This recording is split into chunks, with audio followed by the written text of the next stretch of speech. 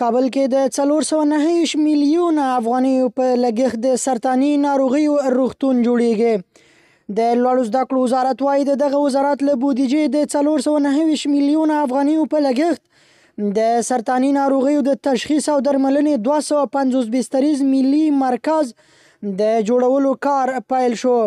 د لوړو زده کړو وزارت ویان ضیاء الله هاشمي پر خپله ټویټر پاڼه لیکلي چې دغه روغتون د کابل د طبي علومو پوهنتون د علي آباد په تدریسي روغتون کې جوړیږي. هغه زیاته کړه د دغه تشخیص او درملنې مرکز د جوړولو او بیا رغونې پروژه په 2007 کال کې د اټومي انرژۍ د نړیوالې ادارې په مالي مرسته پیل شوې وه، خو د ستونزو د بودیجې د نشتوالي له امله د دغه مرکز کار په ټپه ودرېد. د هاشمي په وینا د سرطاني ناروغیو د تشخیص او درملنې مرکز په هیواد کې یوازینی د تشخیص او درملنې مرکز دی چې له هیواده بهر د زرګونو سرطان ناروغانو د تګ مخه نیسي.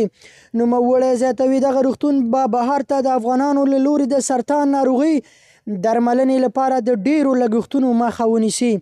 اوس مهال د علي آباد تدریسي روغتون د سرطاني ناروغیو په داخله څانګه کې 14 متخصصین شتون لري چې ځوانو ډاکټرانو ته د تدریس ترڅنګ د سرطان ناروغانو ته هم روغتیايي خدمات وړاندې کوي.